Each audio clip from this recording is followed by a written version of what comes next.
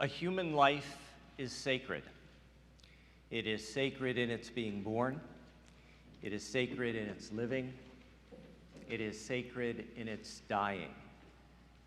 A human life remains sacred by our remembering.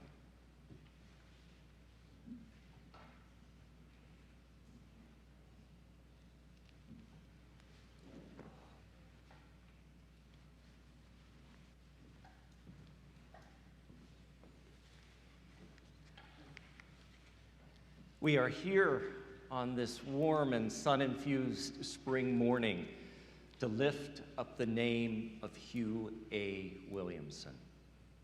We've gathered in this place of human aspiration and hope to celebrate Hugh's life. We're here to place his life in our enduring memories and to celebrate with warmth, with affection, his days among us. We come feeling the loss of one whom we loved and who loved us so much and is no more among us, gone from our midst. There's an empty place at the table, and this leaves a tenderness in our heart, and rightly so. Tracy Barrett Wessler reminds us, our grief is a holy thing. It is proof that another life touched ours in a profound way. It's a mark of love, the mark of connection, and the mark of a life well lived. The imprint of Hugh's life well lived can never leave us. Who he was, what he was, can never leave us. The gentle spirit of his presence, the scientific exactitude of his mind, the guarantee of his patience and honesty, the life-changing impact of his teachings and mentorship, the levity of his humor, the cleverness of his wit, the delight and discovery of his travels, the humanness of his stubbornness and self-effacing manner, the enduring nature of his long friendships, the creative intricacy of his woodwork, the imprint of his volunteerism, the example of his loving partnership with Jennifer, the centrality of his devotion to family, the depth of his caring, and the certainty of his love. These are ours always, interfused with our thought and blended with our lives. Joel Miller writes, "Death reminds us to treasure life. Although we can't say with certainty what will happen to us when we die, we know that we are part of a great stream of life that began long before we were born and will flow on long after we die. We share immortality in our connections to the universe and through the small, unique ways we change the world as we live in it." As I think about the fullness of Hugh's life, I keep returning to a conversation Jennifer and I shared about Hugh's death.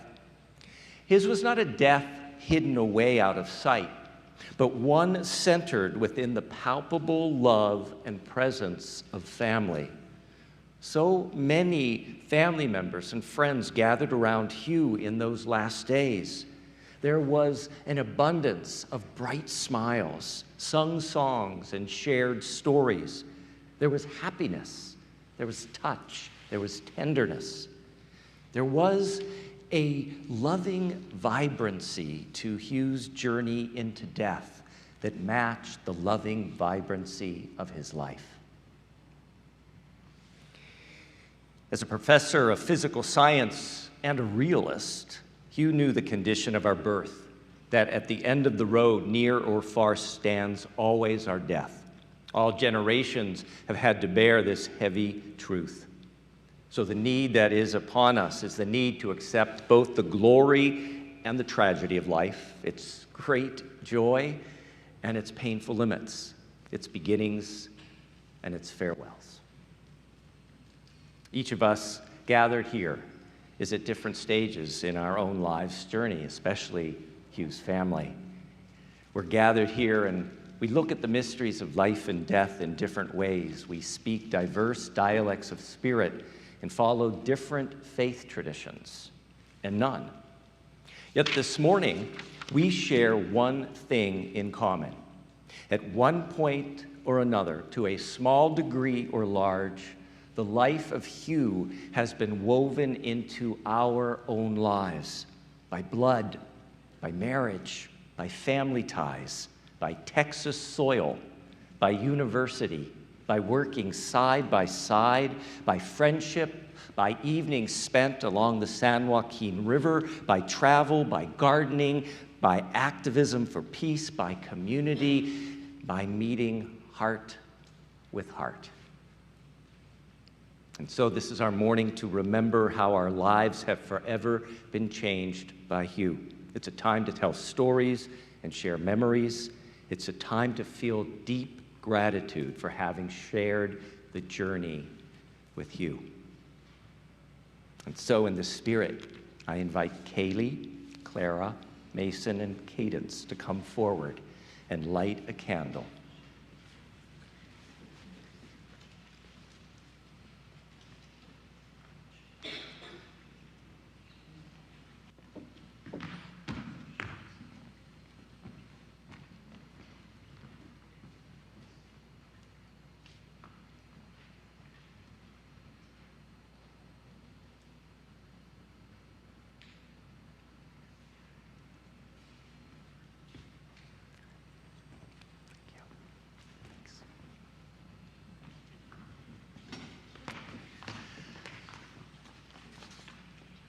A life in pictures.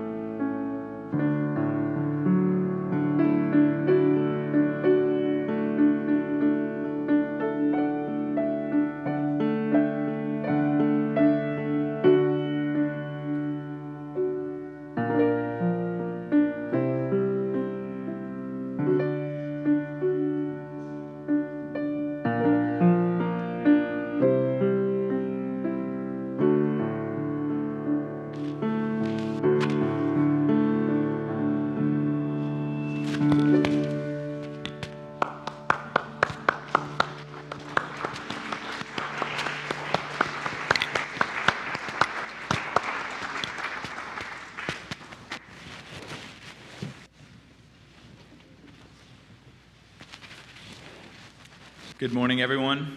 Just wanted to thank you all for coming. My name is Tanner Hedrick. I'm one of Hugh's grandchildren.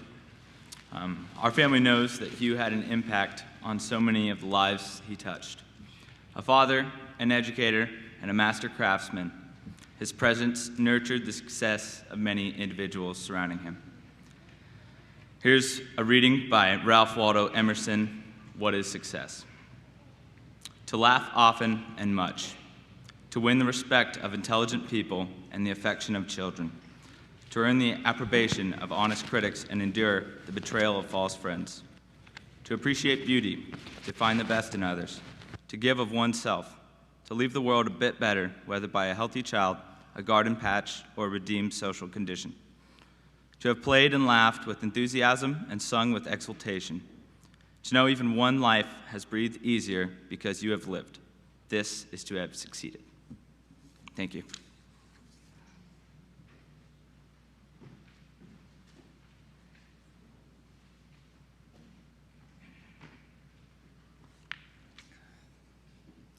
Good morning. My name is Erin. I am Hugh's granddaughter. I live in Salt Lake City, and as I was packing a bag to come here yesterday, I thought about bringing some reading for the road trip. I have a novel that Grandpa gave me years ago, and I thought maybe I should grab that and try to read it. I've tried 4 times, and I could never get past the first chapter. That made me think of my first semester in college. I took an intro to physics class and called him for help with a lot of the homework. After the semester ended, he called me to see how I liked it, and I said, I hated it. And he said, but physics is life. I don't think that when I was younger, I realized that we were not really connecting over shared interests. Most of what Grandpa loved and was good at was way over my head. But, sorry, our conversation flowed so easily.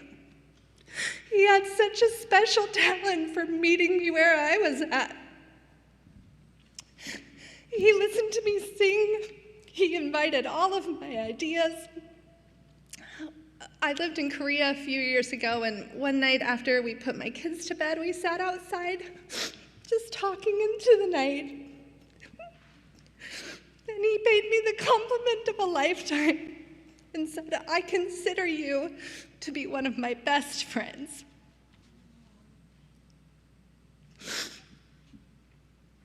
He was such a patient and loving presence in my life.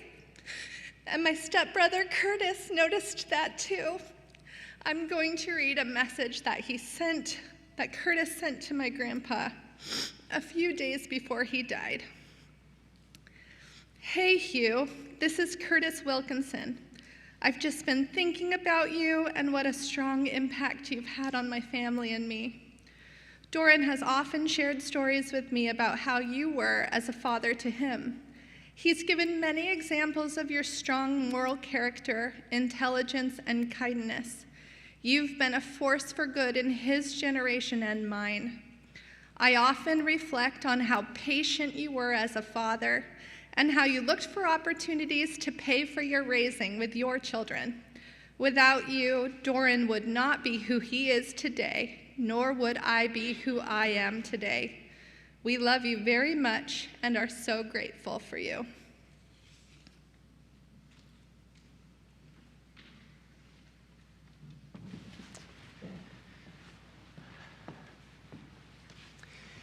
Hugh was born in Texas to a Texas farming family, and so Texas soil was in his blood from the beginning. His education was also in Texas. Hugh also loved singing, and so in the spirit of that Texas soil and in the spirit of singing, I invite us to rise now, embody your spirit deep in the heart of Texas, and sing as robustly as Hugh would. The stars at night are big and bright, deep in the heart of Texas. The prairie sky is wide and high, deep in the heart of Texas. The sage in bloom is like perfume, deep in the heart of Texas. Reminds me of the one I love. Deep in the heart of Texas, the coyotes wail along the trail. Deep in the heart of Texas, the rabbits rush around the brush. Deep in the heart of Texas, the stars at night are big and bright. Deep in the heart of Texas, the prairie sky is wide and high. Deep in the heart of Texas, the sage in bloom is like perfume. Deep in the heart of Texas, reminds me of the one I love. Deep in the heart of Texas.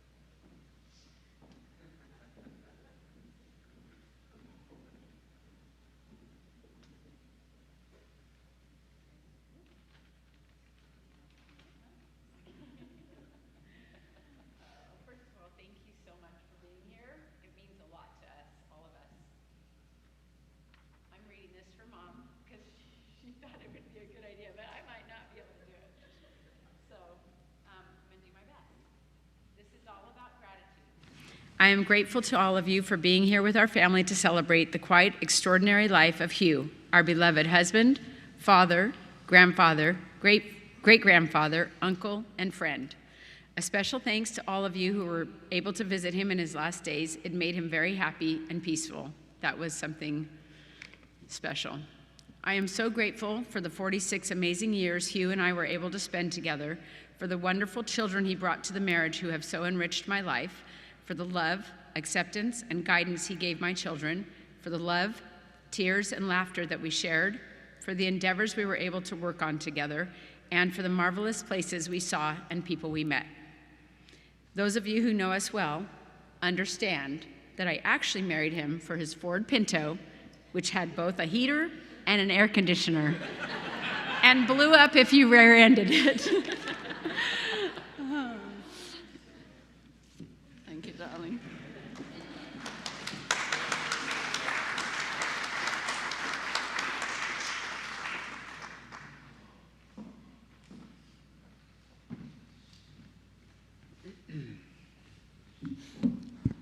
I was thinking that since this is supposed to be a celebration, that I'd be excited and smiley and happy and my face wouldn't leak, but it's probably not going to happen that way. Sorry. First of all, I just want to thank you all so much for being here and helping us to remember and honor my father, whether you're here in person or for those of you online. Thanks for taking the time. I can tell you with absolute certainty that he loved you completely, and he would feel deeply honored and a little bit embarrassed that he put you out this way. But I'm thankful. I moved away from home when I was pretty young, so I wasn't around for a lot of his adventures over the last 46 years. But whenever we got together, he loved to share the stories, the amazing times he spent with all of you. And he really did love you. I was asked to share some remembrances about my father, so I've picked a few stories, and I hope I'll be able to keep it brief, and I hope they'll make you smile as much as they do me. Besides, as somebody just pointed out, my father had this attitude, American by birth, Texan by the grace of God. He loved being outdoors. From the time he was little, my Uncle Bob and Aunt Jean used to love to tell stories. Hi, Aunt Jean. About how they used to go out and play all over the hills of East Texas, out in the countryside.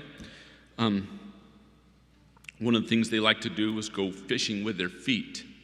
And if you don't know how to do that, I'll tell you briefly. They'd go to the cow tank. You know, there's little ponds you have for the cows to get a drink, and they poop, and it fills up with a bunch of silt and mud at the bottom. Well, they'd go to the cow tank, and they'd shuffle around and stomp around and raise a lot of silt and mud, and that made the fish come to the surface. I don't know if they couldn't breathe or they just couldn't navigate or what, but as the catfish came to the surface, they'd whack them with a big stick and stun them, then throw them up on the bank, and they'd bring home dinner that way.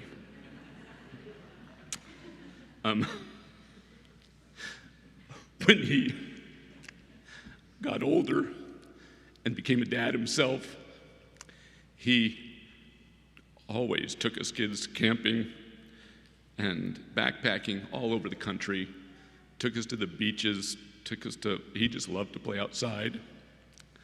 And I can remember wherever we'd go, he'd hike us to death all day, and then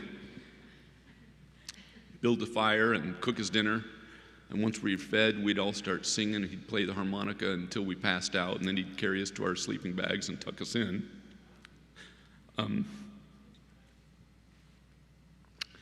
He got a little bit older. We added Jennifer and Joanna and Sean and Sarah to the family. He continued taking us backpacking, but then he also realized that there were other things, and he bought us all ski lessons so we could try to keep up with Sarah and Sean. I never was quite as good as them, but we spent, I think probably one of the reasons Sean and I ended up having to drop out of high school is because we spent so much time at China Peak that we never went to classes. I literally had one season where I was up at over 60 days skiing during the high school year, so it doesn't work well, 60 absences, you know.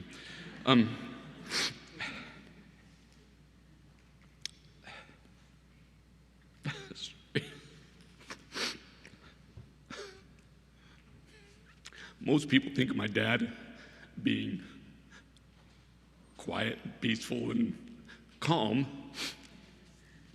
A funny story that he and Uncle Bob used to like to tell was about one of those times when he was so righteously indignant he did not stay peaceful and calm. As kids, they were out playing softball one day, and they ended up on different teams, and Uncle Bob was pitching to my father. And so he was winding up with this underhand pitch, and every time he got the ball behind his back, he'd switch the ball to his left hand and do like that with his right hand. My father swung, whiff, and missed 3 times. My Uncle Bob says, "Strike 3, you're out." And my father was livid. And he saw a rusty file on the ground, so he ran and picked it up and ran out to the pitcher's mound and stabbed it through my uncle's foot and nailed him to the ground. So he could get upset if you pushed him hard. I asked him, the first time I told him that story, I said, "Dad, what in the world?" He goes, "I just can't stand it when people cheat."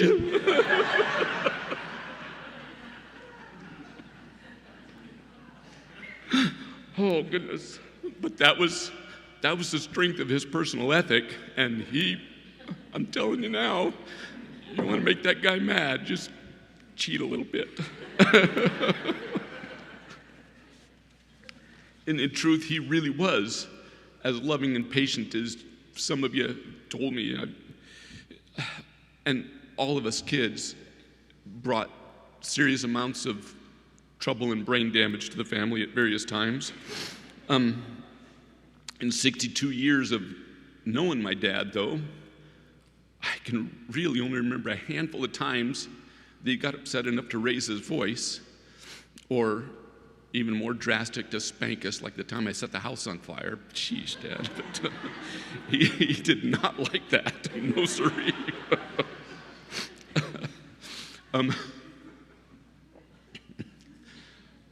My dad was also dang smart. It was really kind of fun, but, literally a rocket scientist. And I remember coming home from school one day. My buddy Ron and I walked in at our house on Rowell, and he had that that 12 by 24 inch computer paper continuous fold stuff and he just had sheets, reams of it just spread out all over the table, the counter, the floor, the fireplace. And Ron looked at it, and it was all just completely covered, literally hundreds of pages completely covered with these equations that just kept going on and diagrams. And Ron looked at that and said, "Wow, Hugh, are you putting together a big final exam for your semester this year?" And he looked up and says, "Oh, no, I was just playing." And Ron's jaw dropped, and he said, "Playing?" He goes, "Well, yeah. I was trying to demonstrate on paper why it is that Skylab fell. But every time I get to the end, it's falling up. And I haven't been able to find my..." And so that was the kind of brain he had.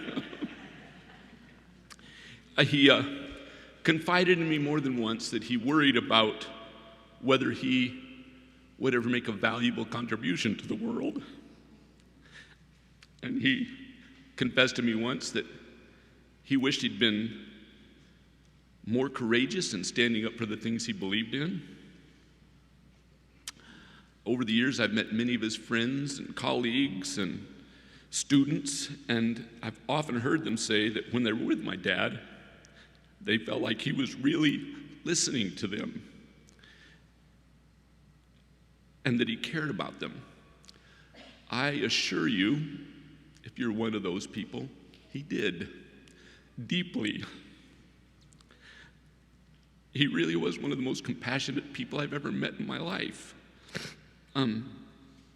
I learned from him, both by his words and deeds, that everything we say and everything we do affects everybody we come in contact with, whether we're paying attention to it or not.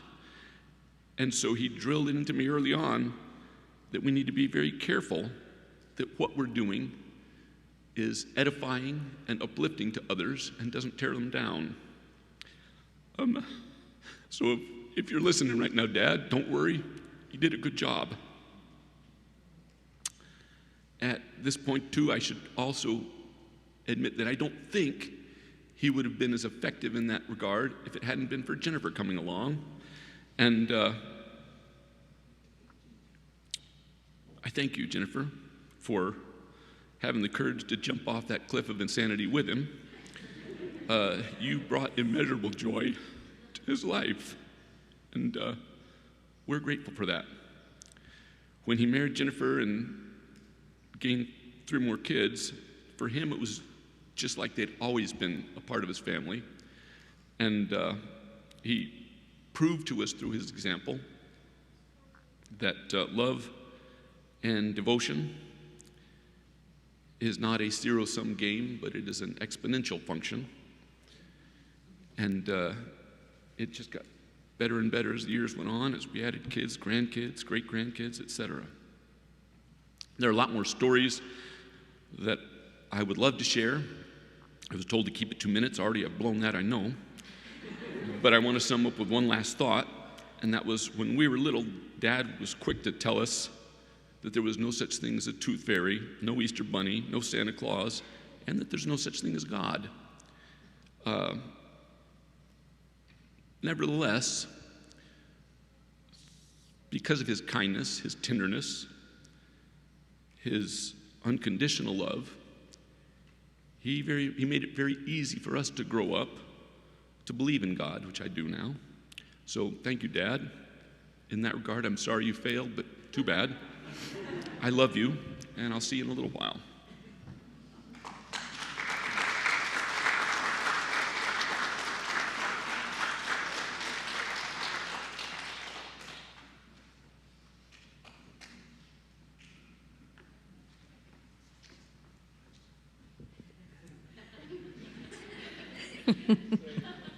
Little different. My struggle in preparing this talk was, how do you sum up the way that someone's life affected your own, or what was so special about this person, in just 2 minutes? And the simple answer is you can't. But what I can share today, and I'm honored to, is a blip in the vastness of Hugh's life. It is one part of the impact he had on his family and how so many special parts of Hugh will live on. I'm married to Hugh's oldest grandchild, in case you're wondering who's this lady up here talking. Although I'm not a blood relative, this family has never made me feel as though I didn't belong or I wasn't accepted, and I felt like I belonged from the beginning. The impact Hugh had on my husband, my chosen partner, is one that is not my story to tell. But when Frank talks about his childhood, looking forward to summers spent with Granny and Grandpa, perched up in a fruit tree until it was too dark or someone missed him and came looking for him. When he tells our children about trips to the Murphy cabin with so many aunts and uncles and cousins and friends of the family, there was always someone to play with, and the fun of sleeping on the outdoor balcony in sleeping bags, what an adventure it was.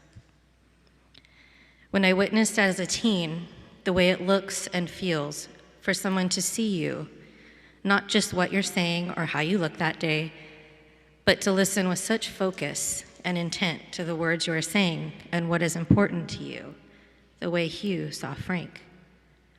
When I have a partner that encourages discussion on theories, ideas, or some study he read about, when new ideas aren't scary, but welcome, and cause pause to contemplate.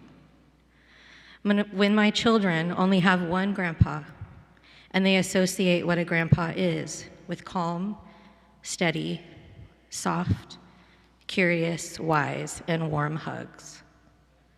Just this morning, Frank was telling me about a study he read where the concept of hereditary traits were described more as passing on cells to our offspring. And those cells have a memory of their original host, like us passing the traits through cells to our children, and the children passing to their children, and so on. Therefore, they share some nuances of the original host with their new body. I think Hugh would appreciate that thought and the science behind it.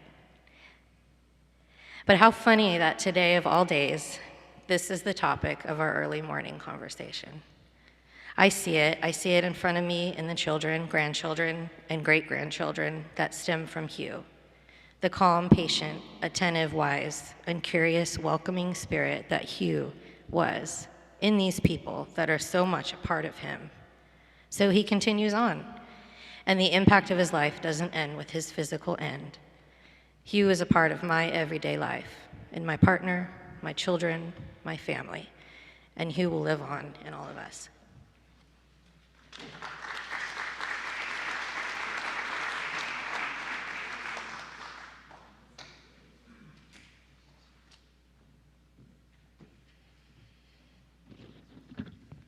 We first got to know Jennifer and Hugh through an organization called Beyond War.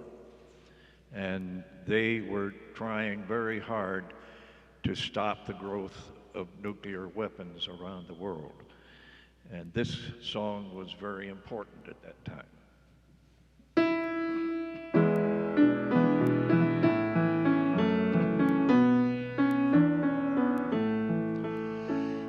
Last night I had the strangest dream I'd never dreamed before.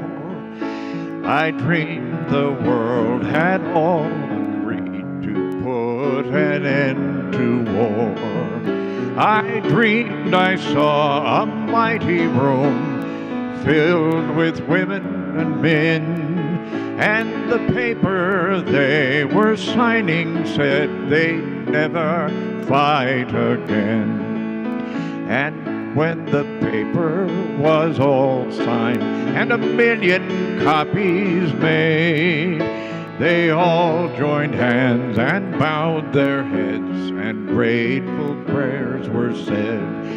And the people in the streets below were dancing round and round, while guns and swords and uniforms lay scattered on the ground. Last night I heard the strangest dream I'd never dreamed before. I dreamed the world had all agreed to put an end to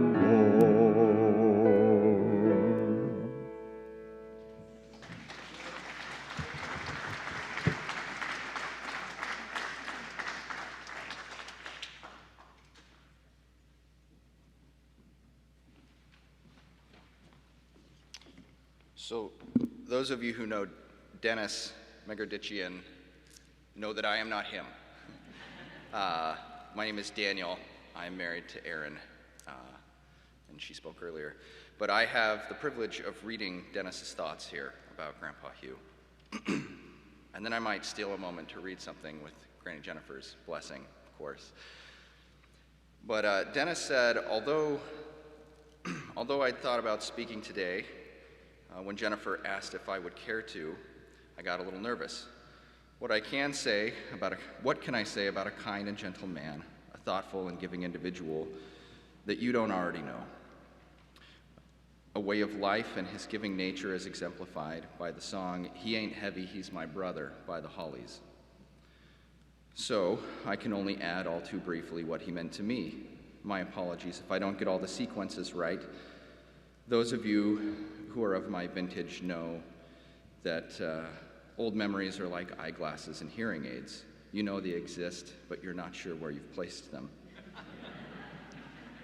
I first met Hugh while a grad student, and it was then called Fresno State College in 1968. Yes, slide rules and stone tablets. Well, tablets anyway. I was a grader for one of his classes, and as I recall, we didn't begin connecting as friends until the early 70s when I was considering coming back to Fresno from Portland to pursue solar energy-related work. Hugh was always available as a mentor or a facilitator, but mostly as a friend. The exact period of time escapes me now, but Hugh's empathy for others was enhanced, I'm sure, by some rough patches he went through. In happier years to follow, he and Jennifer were there for me with my separation, as well as befriending my new partner and current wife, Deanne, with hosting many dinners and conversations at their home. Although we moved to Vancouver, Washington in 1997, we either visited each other or kept in touch by phone, not often enough, as now I think of it. I'm so glad I had a chance to talk with him about a month before he had died. Hugh was about the same age as my brother, and although I loved my brother and got along with him just fine, my interactions with Hugh were actually more personal, more interactive, more satisfying. He was actually interested in what I was talking about, versus talking past each other like, okay, thanks for that tidbit, it's my turn to talk again. He's the only person on the planet that at age 90 plus coped with the frustrations of internet streaming and watched all 23 of my internet videos on electricity and magnetism. I'd like Dennis to note that I'll be looking those up later. He was my friend. He was like a brother. The other day, I thought I could ask Hugh what he thought of the improper application of a concept in physics. And well, I'll never know. I miss you, Hugh.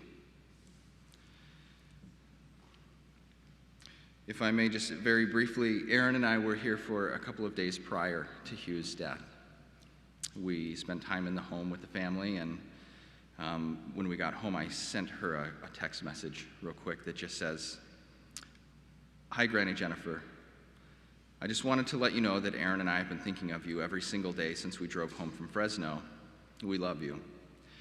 I also wanted to share this photo I snapped. You're all going to have to fill that in. It could be as majestical as you choose. At another time, I hope to share with you just how much mortality has shaped my life and identity as a psychotherapist. For now, I just want you to know that I took the pic because the moment felt so powerful.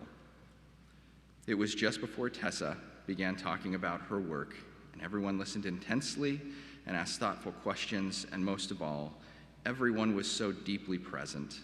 It was a moment made beautiful by the connection between everyone there.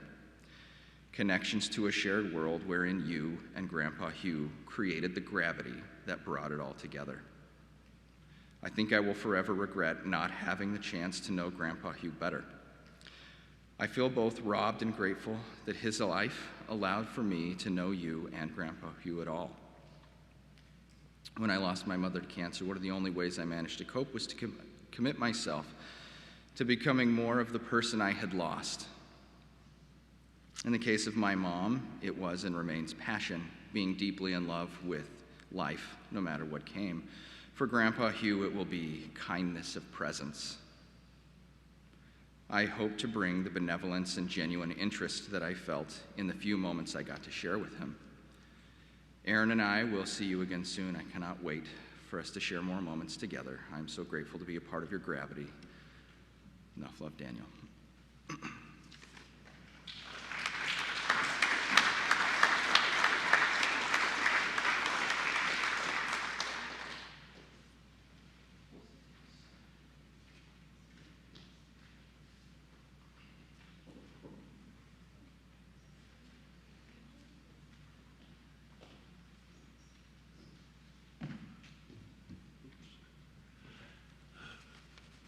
Made it.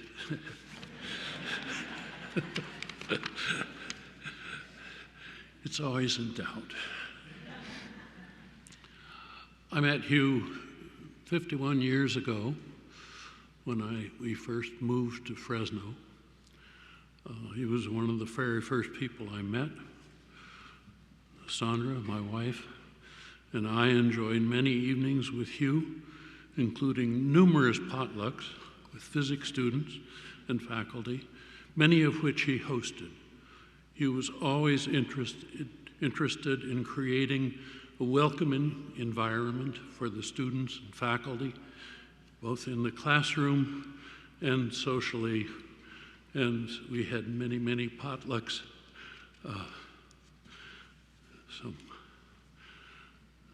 Sandra and I shared many dinners with Hugh and Jennifer and accompanied them on several excursions.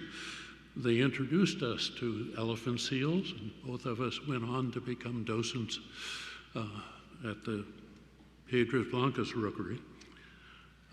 They also showed us the monarch butterflies and invited us to join them on a delightful cruise among the Channel Islands. That was a very enjoyable cruise, and retrospectively, a fairly scary cruise, as one of the sister ships you may have read about burned, and it was essentially an identical ship with the same potential problems. They just didn't occur when we were there, which we're grateful.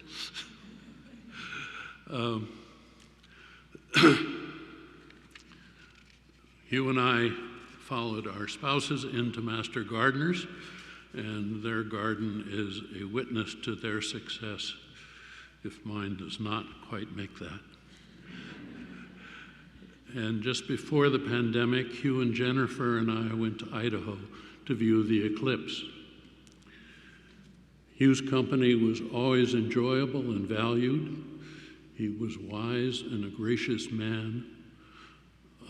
He has greatly enriched my life, as I'm sure he has for very many others. There's no one in my life outside my immediate family that I have known longer or valued more. I miss him greatly.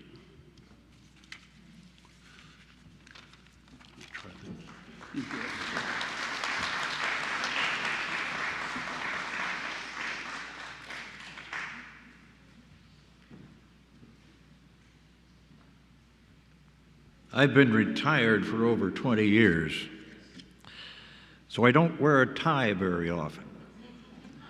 Today I'm wearing this in memory of Hugh.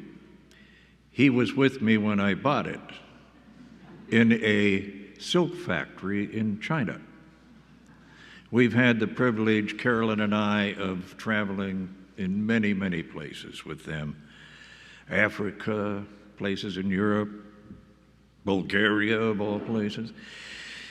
But one of the big memories for me was a lot closer than that. It was a place called Oso Flaco. It's a state park. Skinny pig is the definition. And they have a deck that crosses this clear lake and then goes through the sand dunes and ends at the ocean. And Hugh wasn't able in the last couple of years to be able to walk that far. And Carolyn and Jennifer would go on toward the ocean and get a look at things there, and I would sit and talk with Hugh. There were benches on this walkway. And one day it struck me, and there's a theme running through here I'm finding. I told him, Hugh, you're more like a brother to me than my two brothers were. It was a few days later, we were invited to dinner at their home. And Hugh said, you know, Bill, I think that's one of the nicest things anybody ever said to me. I'll always remember Hugh for that.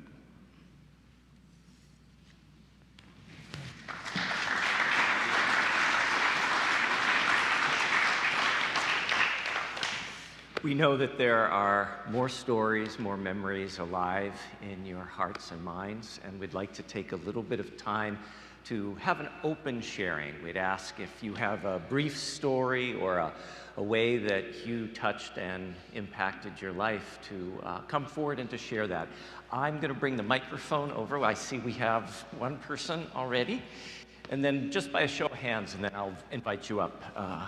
And again, we do ask that we model brevity.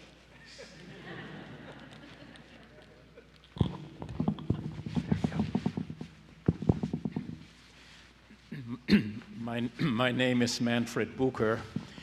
I came to the physics department in the summer of 1982, and it was a week before classes started, and nobody was at the department except for the secretary and the technician. But a few days later, I saw the first faculty member, Hugh Williamson. He was in the study room at the computer terminal working on homework and exam problems for the upcoming semester. The day was August 11, 1982. How do I know that date 41 years later? Because it was his 50th birthday, Hugh told me. And he was spending that day, that afternoon, in the physics office, study room. And he was the first faculty in the physics department who used computer-generated problems for the exams. Later, for the next 13 years, we were office neighbors and had many discussions. Before I come to the next anecdote, the last anecdote, I want to read a letter from our colleague, Juan Katkanand, who cannot be here today because of she's in Thailand on family business. So she wrote, as a longtime colleague and friend, I, Van Vilai Katkanand, felt very sad when I heard the news of Hugh's passing. I recall the kind affection, the long-time friendship, and the bonding between me and Dr. Hugh Williamson. I have known Hugh since my appointment as a faculty in the physics department at Fresno State University in 1985. In the hallway by our offices, Hugh shared with me his experiences in life and teaching. That was of great value to me as I was raised in Thailand, a land with a different culture and education. In those conversations, I also learned the history of the physics department and much about life in the USA. Hugh invited me many times to join him and Jennifer for dinner at their lovely home and on some occasions at restaurants. They enjoyed and explored different kinds of food and, of course, Thai food, since they had visited and loved the country. Our relationship continued, extending beyond Hugh's retirement. I feel tremendously treasured and enjoyed Hugh and Jennifer's company. Hugh was a man of integrity and honor. He will be hugely missed. I can only join that sentiment because all of it applies to me also. I was also foreign born and educated and knew little about American universities. So Hugh showed me the ropes in the beginning when I started at Fresno State. And I also was invited at the Williamsons, both at their home and at their cabin at Huntington Lake. And I remember the first time at the Williamsons' house on Fairmont Street. As I was leaving for my walk home to my apartment, about half a mile away, you told me about a shortcut. At the end of Fairmont Street, there's a cul-de-sac, and then there is a walkway, Hugh told me, that cuts through to Maple Street. So I found the walkway, but it was dark and very bumpy, and I stumbled along. This walkway, how do I remember it 41 years later? Because now it's part of my property. 10 years later, I bought the house and acquired the previous walkway. Thank you.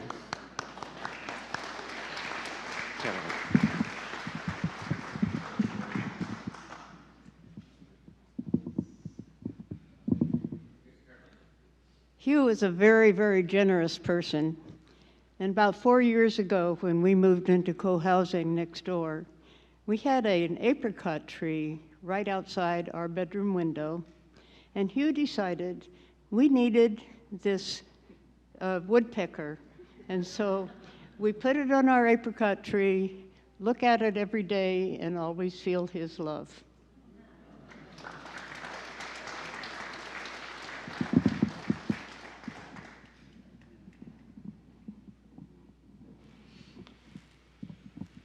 Any other sharings? Please. I really don't think I can do this. Okay. So I'm the oldest stepdaughter. I'm the black sheep. I'm Joanna Klein's. And I don't know why this is the story that popped to my mind. Mostly I just want to say I can't even, just like everyone else, I can't say how much Hugh. Okay, hang on. How much he enriched my life. And, you know, I was a pain in the ass when he first met my mom. I was just pretty awful. It was total, you know, juvenile delinquent, few years there. And I don't even remember him. I mean, I do remember him asking me some pointed questions, but never mean. And he was just never unkind, ever. But for whatever reason, so we've just had so much fun together over the years in various groupings, and I missed some of the family parties because I was too busy being a juvenile delinquent. But one time, my mom and Hugh came up to lunch where I live in Cedar Valley, up north of Oakhurst, and we were having a nice lunch. It was this kind of weather. It was still actually a burn day according to Madera County, but really I kind of had an idea that we shouldn't burn because it was too hot and windy. But I had to burn one more pile, so I set it on fire, came back across to have lunch with Mom and Hugh, and then I look out and I realize that the pasture's on fire. Luckily, it was pretty weed whacked down. But so I said, Hugh, remember when you used to be a firefighter? Grab that hose. Mom, you grab that hose. And the three of us went out and put the fire out before it burned the fence down. I always think about that when I think whether I should burn or not, like today. I just loved him so much, and I'm really sad this week knowing this is coming, and it just brings it right into, you know, my heart that he's gone. But, you know, he did have a very good life, and my mom got a lot nicer after she met him, so.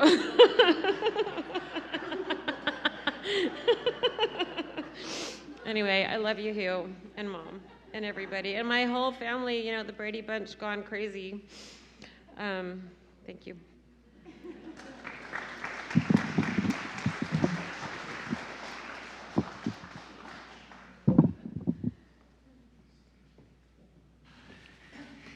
It has been said that no one person can sum up the life of another because our lives are too complex to be captured by mere words. And yet it is those memories that keep Hugh alive within us and among us.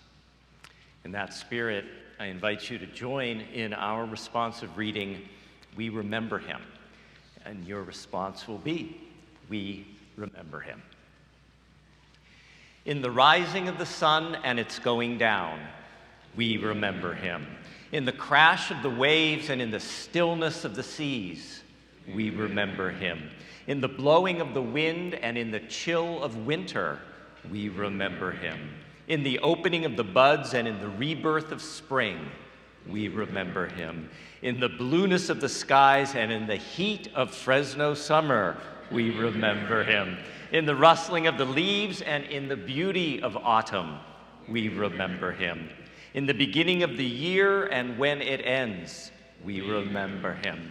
When we are weary and in need of strength, we remember him. When we are lost and sick of heart, we remember him.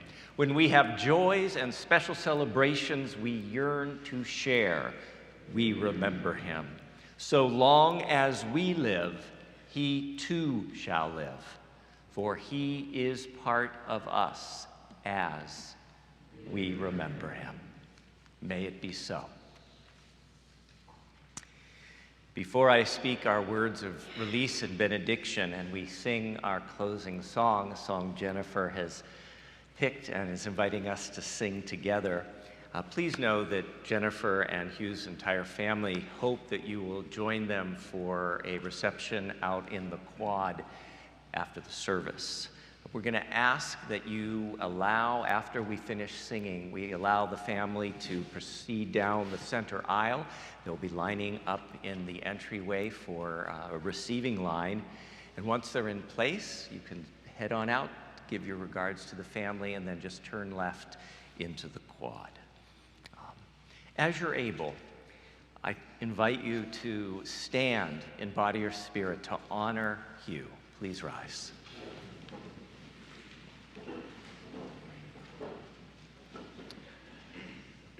And now, into the hands of time, we release Hugh Williamson.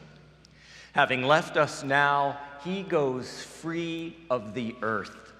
Radiance knows him.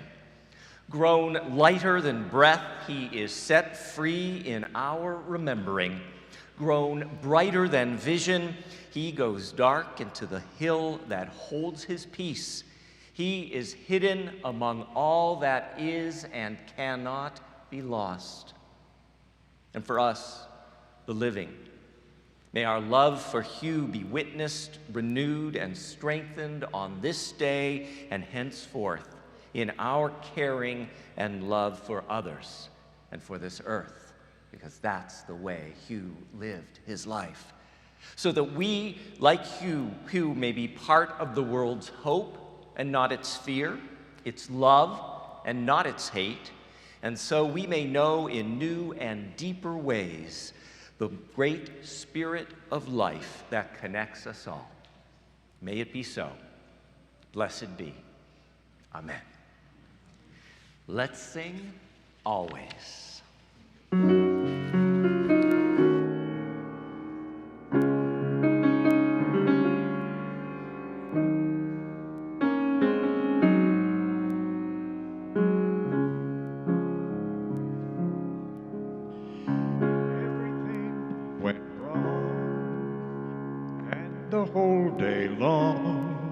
I'd feel so blue for the longest while. I'd forget to smile. Then I met you. Now that my blue days have passed, now that I've found you at last, I'll be loving you always with the love that's true always. When the things you planned need, I'll be hand. I will understand always, always. Days may not be fair always. That's when I'll be there always. Not for just an hour, not for just a day, not for just a year, but always. I'll be loving you always, with a love that's true always. When the things you've planned need a helping hand, I will understand always, always. Days may not be fair always. That's when I'll be there always. Not for just an hour, not for just a day, not for just a year, but always.